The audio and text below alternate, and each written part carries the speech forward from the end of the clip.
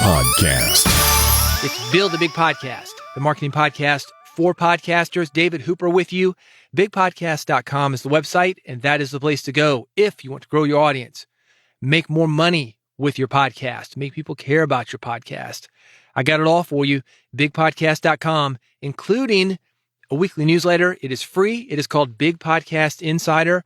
And this episode, it's the audio edition of Big Podcast Insider. For links of everything that I'm talking about, this is the URL to go to, newsletter.bigpodcast.com. Have you already forgotten it? Don't worry. I'm going to mention it about 100 times during this episode. Hey, quick note. I'm experimenting with my mic setup now. I put a cloud lifter on this mic just to see what I could do as far as driving it a little bit better. I've got a BP40 by Audio-Technica. It's a great mic, but the amp that I'm going into, I realized that I was just running it hard, man. So I thought I'd put a lifter on it. I'd never thought about that. Arguably, it's a pretty hot mic. I don't necessarily need to do that, but here we are. So if you like it, you don't like it, let me know. Whatever. I'm working on it. If you don't know what I'm talking about, fast forward 30 seconds. But if you're curious about what I'm doing, I'm talking into the AT BP40. It's a broadcast mic. It's like an RE20 SM7B, but it's made by Audio-Technica. It goes into a DBX 286S. In between that right now, I've got a cloud lifter. That signal goes to the Focusrite. Then it goes into a Mac, and I'm recording on Audacity. So with that said, if you're thinking, hey, David sounds great, that's how I did it. You know to maybe look at that setup. Or if you're thinking, David sounds like balls, you know to avoid that setup.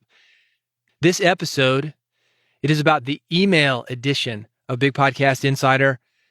This is a secret that all podcasters know.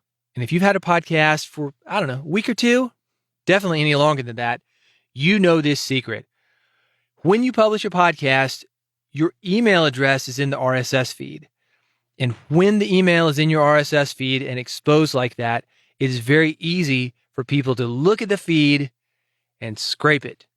They get the email address and they send you all sorts of podcast info. They send you sales pitches. They will send you guest pitches. I got a few feeds out there for different podcasts that I'm involved with. And it's very common for me to get the exact same pitch from multiple podcasts. I've heard many podcasters say this. Put up my podcast, start having people reach out to me. Well, it's probably spam. It can be thrilling at the beginning, and that's what these guys are trying to go for. They're trying to go for the people that don't know any better. They blanket everything, and it's a numbers game. They can send 10, 20,000 emails out at a time. Somebody's going to respond to that because some people, maybe you, please not you, they'll take anything they can get as far as guests. Don't do it. A real guest is going to approach you individually. They're not going to do it via a form email. They're going to say something about your podcast. They're going to say, hey, I've listened to this episode. It's not going to use the full title of the podcast. For example, Build a Big Podcast, the marketing podcast for podcasters. That's a surefire way when I get an email for that. Usually if somebody emails me about this podcast and it's a legit email, they'll say Big Podcast, which isn't the name, but it's close enough, or Build a Big Podcast. The other is just the subtitle, but they're obviously scraping something. And that's fine. People do whatever they do. They've got their business. You got yours. And I'm trying to help you work with yours. You're getting the sales pitches. You're getting guest pitches. You're getting general spam. You could ignore everything. And that is what a lot of podcasters do. But the problem is there are also really great guests looking for you. There are also people who want you to be a guest on their podcast. And maybe your website isn't set up where people can easily email you, or they can't find you on social media, or you don't respond to social media messages. I've got a lot of ways to get in touch with me. DMs, texting, multiple phone numbers, multiple email addresses, carrier pigeons, smoke signals, flying a plane over my house with a big banner behind it. There are a lot of ways to try to get in touch with me, but I'm not going to see all of them. You're probably the same way. And I think because we have so many people reaching out to us via email, that's the easiest way, at least as far as scraping everything and just blanketing all the podcasters that you can with your same message. We tend to ignore those messages, but don't. I have ways that I'm going to talk about in this episode about how you can handle your email a lot better than simply ignoring it, or than simply going through every single interruption that you have, because that's what email can be. If you're minding your own business, you're trying to get to the important stuff, and you've got 5 generic pitches that you've got to deal with. delete, delete, delete, delete, delete. That's tough. Even if it takes you a minute or two to go through those things, that time adds up because of the volume that these guys are trying to get in touch with you via your email. Also, in this issue of Big Podcast Insider, I have the complete guide to influencer marketing that's going to help you position yourself as an influencer yourself, as well as hire other influencers to promote what you are doing. In addition to that, I've got some important YouTube information that I did not include in the last edition of Big Podcast Insider, the previous issue. That was all about YouTube. And if you're interested in YouTube and podcasting, because YouTube has made some big moves when it comes to podcasting, go to newsletter.bigpodcast.com. You can search for previous issues. Every single one since issue 1, it is up there, newsletter.bigpodcast.com. Let's start here, the complete guide to influencer marketing. Who doesn't want to be an influencer or have more influence? Funny story. For years, I had a podcast called Red Podcast. If you look at the artwork, it says the marketing podcast for experts. That was not the original name. The original name was the marketing podcast for influencers, people who have influence on other people, meaning authors, podcasters, musicians. The word influencer got hijacked. We think of somebody like Kim Kardashian, somebody with an Instagram account. Oh, great, influencers, buy, buy, buy. That's what they do. They influence you to buy stuff. Arguably, they're influencing trends, jewelry, hairstyles, clothing, whatever.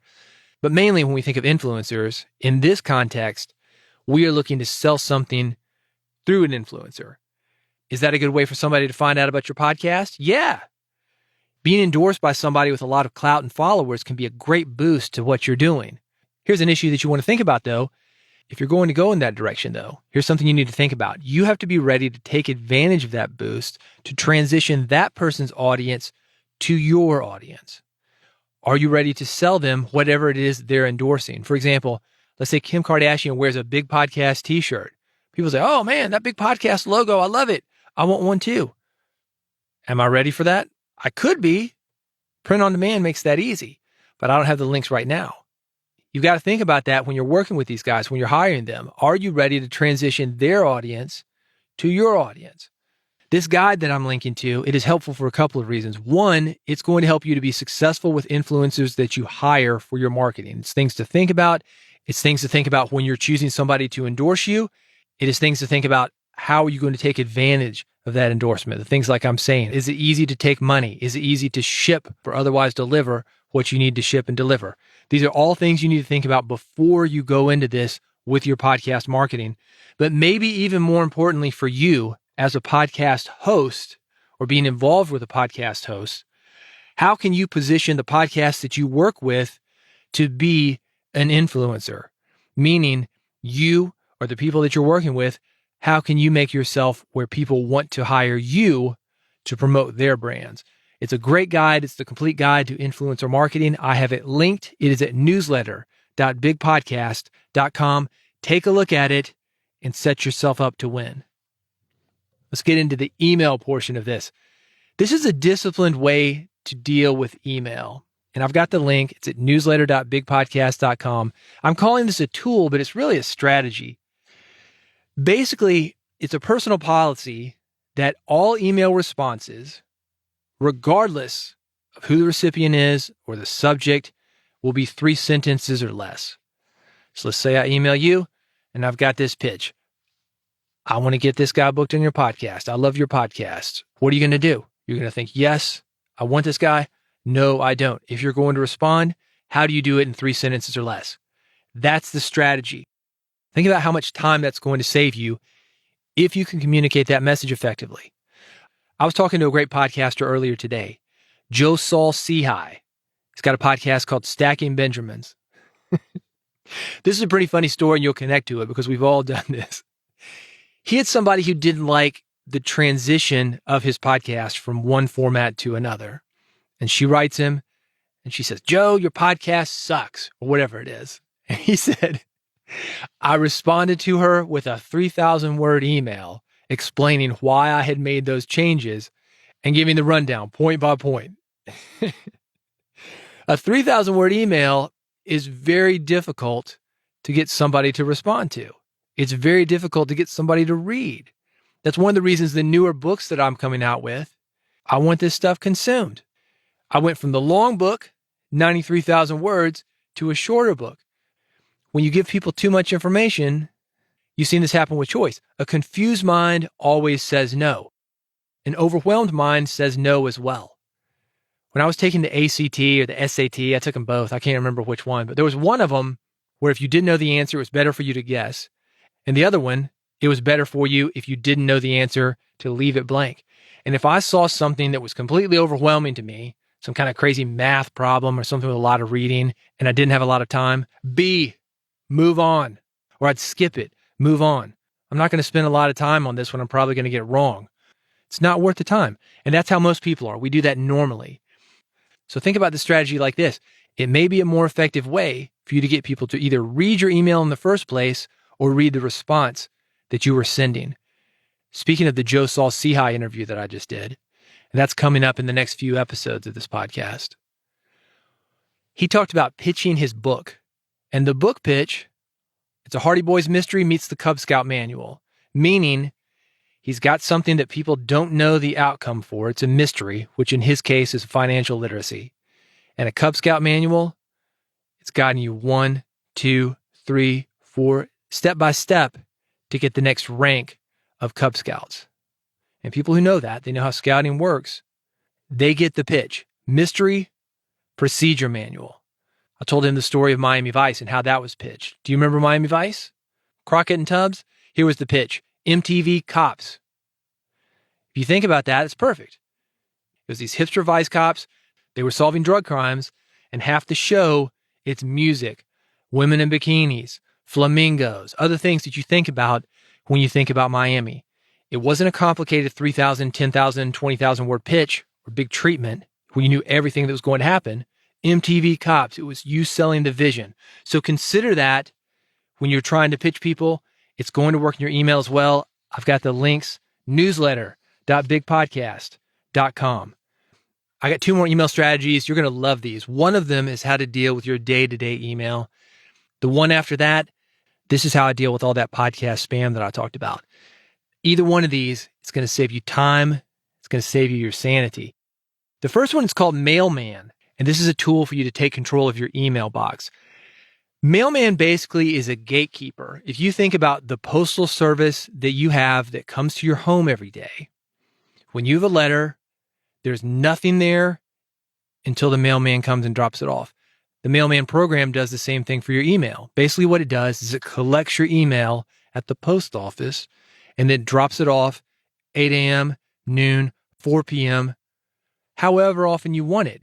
But it's not one of these things where it's like ding, ding, ding, every 5 minutes, every 3 minutes. What have you got your email set for? You keep getting email upon email upon email. It batches these emails up and gives you 1, 2, 3, 5 deliveries a day. However many deliveries you want. Maybe you want your deliveries once a week. Mailman can do that.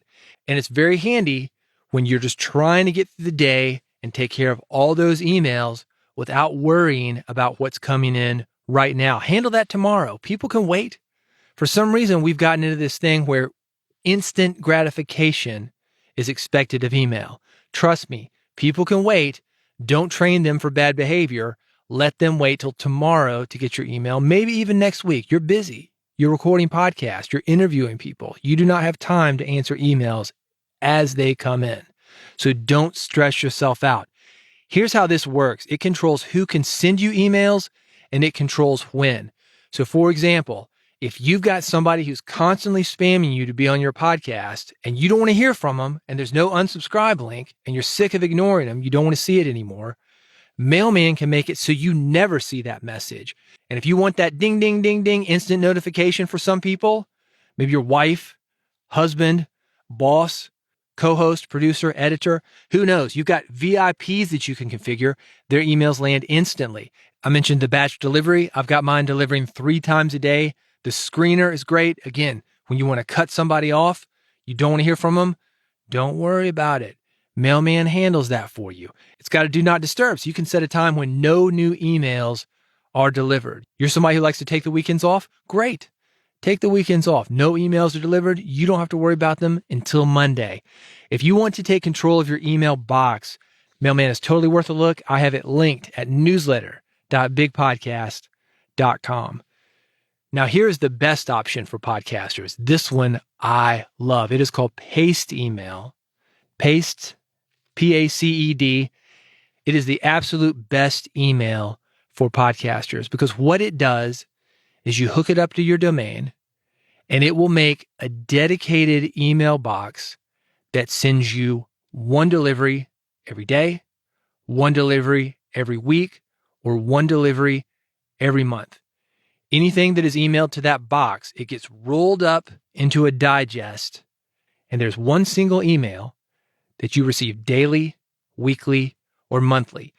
You can get through them in record times. You're not missing anything that you need to get, but you're also not spending a lot of time on these pitches. The exciting entrepreneurs and CEOs and startup founders that all want to be on your podcast. No, just go through them. Ding, ding, ding. Already seen that email. I've seen it 5 times in this digest. This is going to save you a lot of time. So I want you to check it out. Newsletter.bigpodcast.com. I do all my podcasts this way. It has been amazing to me because this is how sponsors reach out. They're able to get through while I keep the other guys away, or at least don't spend that much time on them.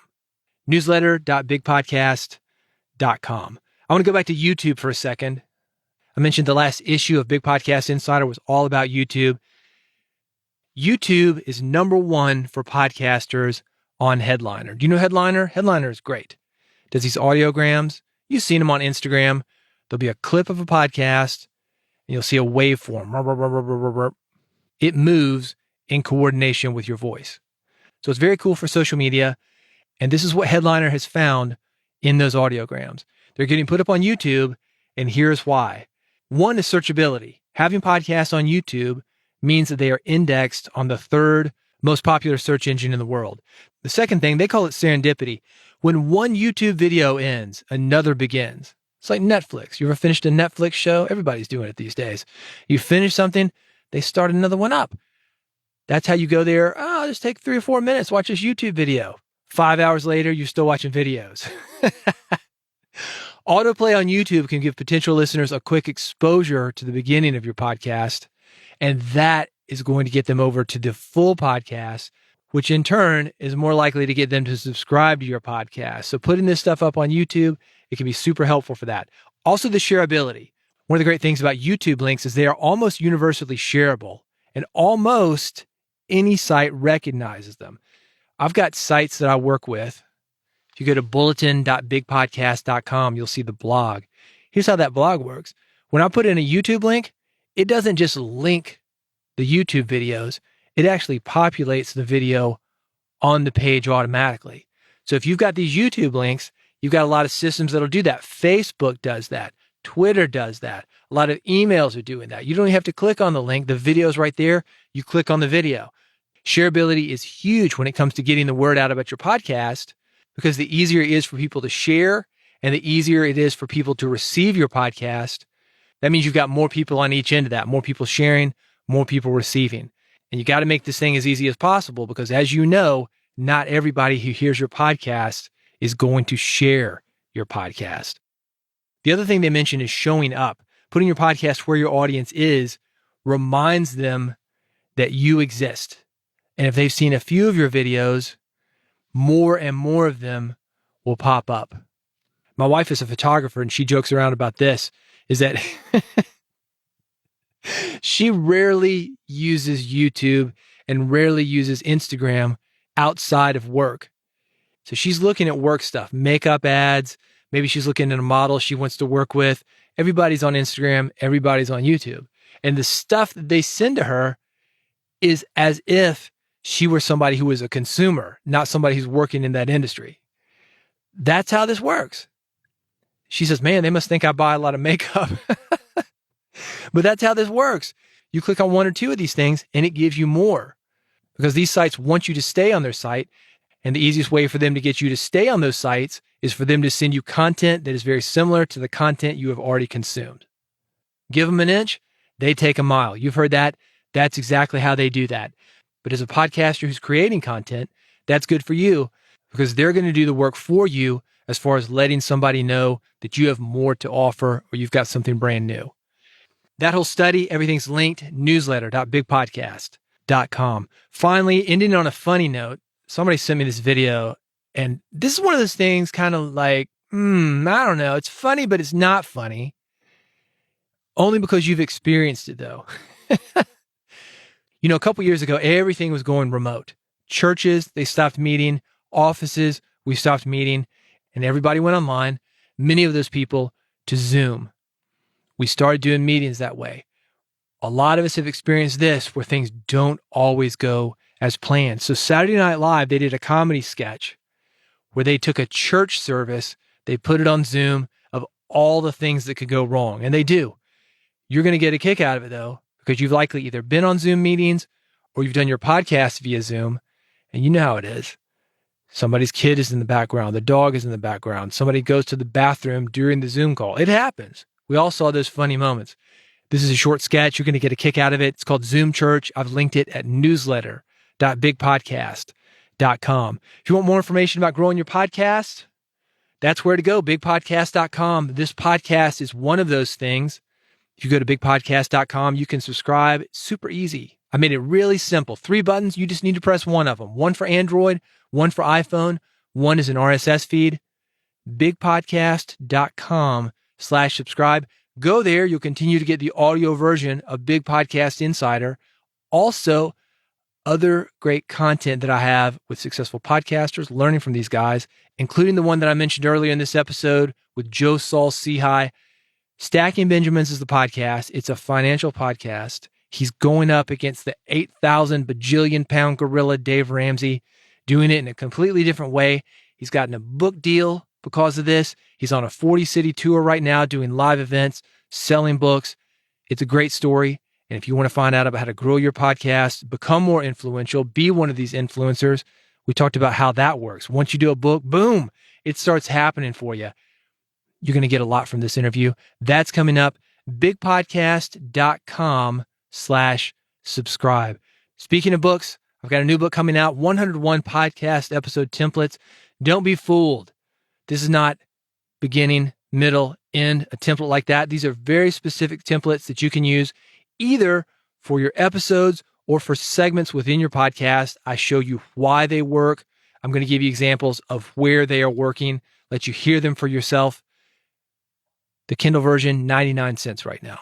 So if you're interested in that, 101 podcast episode templates, it's on Amazon right now. Do a search for it. You'll get it for 99 cents. You can get that delivered to your Kindle instantly as soon as it is available, under $1. Believe me, it's going to be worth it for you. Thank you for listening to Build a Big Podcast. You subscribed, right? You did it? bigpodcast.com/subscribe. Okay, cool. In that case, I'll be back in a few days. I'll see you then on the next episode.